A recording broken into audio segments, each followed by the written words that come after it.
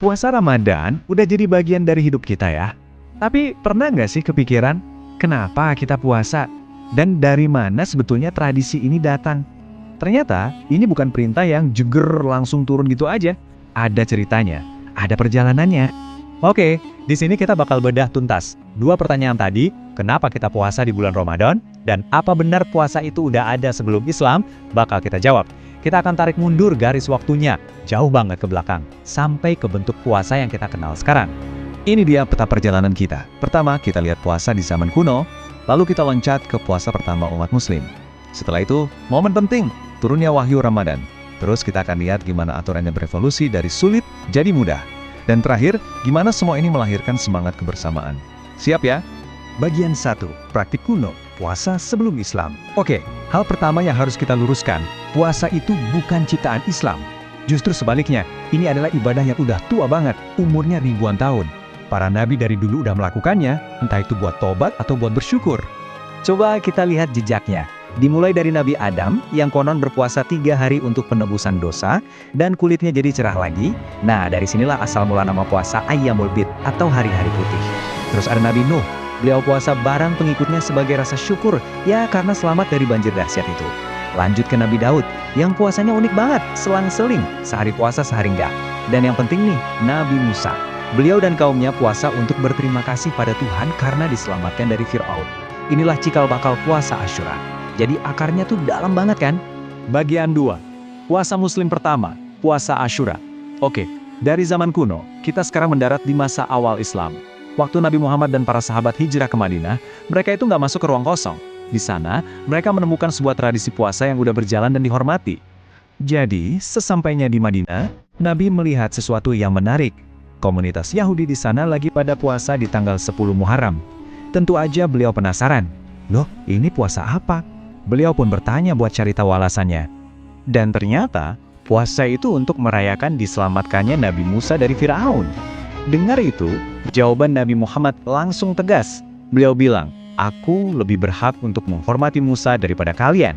Wah, ini pernyataan yang kuat banget. Beliau seakan bilang, Musa itu juga nabiku.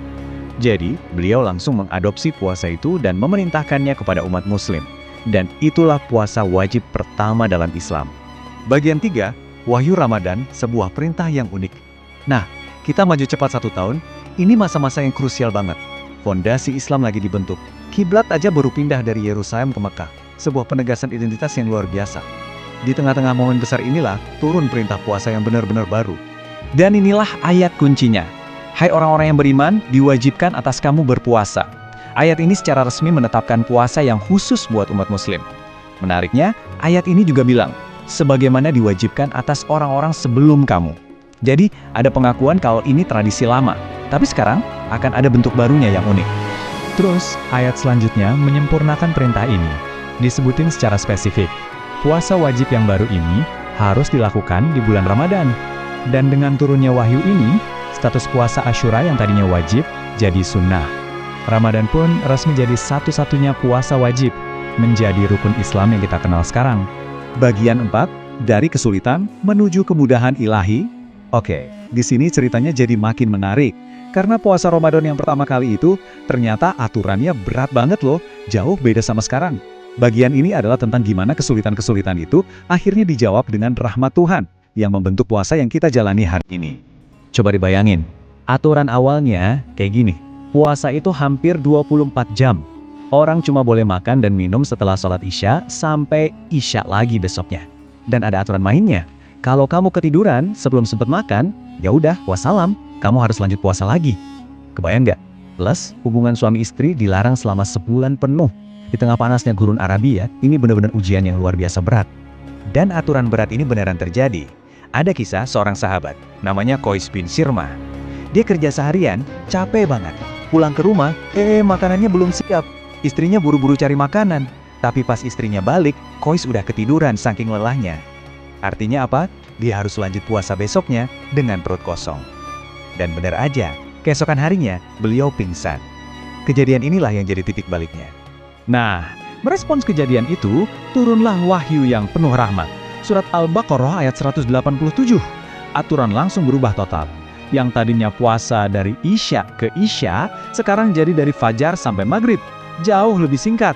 Dan malam harinya, bebas. Boleh makan, minum, dan berhubungan suami istri sampai Fajar. Ini adalah sebuah anugerah kemudahan yang luar biasa. Dan kemudahannya nggak berhenti di situ aja. Sempat ada pilihan sementara, mau puasa atau mau bayar fidyah dengan memberi makan orang miskin. Walaupun akhirnya kewajiban puasa ditegaskan lagi buat yang mampu, tapi keringanan lain tetap ada. Musafir dan orang sakit dapat izin jelas untuk nggak puasa, asal nanti diganti. Ini nunjukin banget kalau aturannya itu disempurnakan secara bertahap, penuh pengertian. Ada satu contoh nyata yang keren banget soal keringanan musafir ini. Waktu ekspedisi Fathu Mekah, pasukan muslim udah pada tepar kecapean, tapi masih nekat puasa. Melihat itu, apa yang Nabi lakukan? Beliau minta segelas air terus minum di depan semua orang. Jelas banget kan pesannya, tapi masih ada aja yang ngeyel lanjut puasa. Dan Nabi menyebut mereka pembangkang. Bukan karena mereka lebih soleh, tapi karena mereka menolak rahmat dan kemudahan yang Tuhan kasih. Pesannya dalam banget. Kalau ada kemudahan dari Tuhan, ya diterima. Bagian 5. Semangat komunitas. Asal-usul tarawih. Nah, Ramadan itu kan bukan cuma soal ibadah sendiri-sendiri ya, tapi juga soal kebersamaan.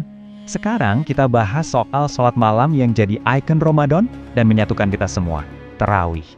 Kisah sholat tarawih ini juga unik banget. Awalnya Nabi sholat sendiri di malam ke-23 Ramadan. Terus beberapa sahabat ikut di belakangnya. Besok-besoknya, wah, kabar menyebar. Jamaahnya makin ramai. Sampai satu malam masjid udah penuh sesak. Tapi Nabi malah nggak keluar. Kenapa? Beliau khawatir kalau beliau terus memimpin, sholat ini bakal dianggap wajib dan malah memberatkan. Jadi setelah itu orang-orang sholat sendiri-sendiri atau dalam kelompok kecil. Sampai di zaman Khalifah Umar, beliau melihat pemandangan itu dan kepikiran, kenapa nggak kita satukan saja? Akhirnya beliau menyatukan semua jamaah di belakang satu imam. Dan dari situlah lahir tarawih berjamaah yang kita kenal sekarang. Jadi, apa inti dari semua cerita ini? Sejarah Ramadan itu bukan cuma daftar aturan. Ini adalah kisah tentang penyempurnaan yang penuh rahmat. Bukan perintah kaku yang turun sekali jadi, tapi lebih mirip dialog. Dialog antara wahyu Tuhan dan pengalaman nyata manusia di lapangan. Nah, ini membawa kita ke pertanyaan penutup. Setelah tahu semua ceritanya, tahu perjalanan di balik aturan puasa ini, yang berawal dari super sulit sampai jadi penuh kemudahan, gimana pemahaman tentang kenapanya ini mengubah cara kita memandang dan menjalani apa yang kita kerjakan setiap Ramadan? Coba deh kita renungkan bareng-bareng.